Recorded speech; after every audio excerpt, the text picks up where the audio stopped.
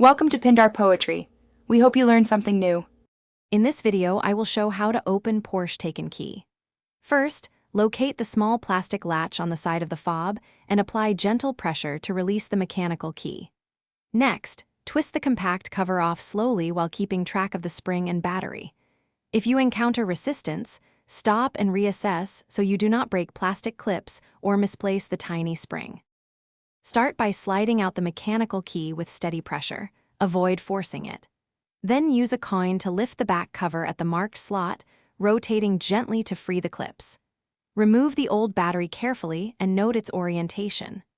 Replace with the correct battery type and press the cover back until it clicks, ensuring all clips are aligned and the mechanical key slides smoothly. If the fob won't open smoothly, double-check for tiny tabs or screws you might have missed and stop forcing it to prevent damage.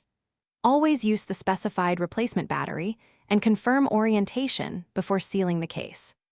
If the remote functions are weak after battery replacement, clean the contact points gently and test again with the mechanical key to verify door unlocking still works. Thanks for watching. Consider subscribing if we helped you.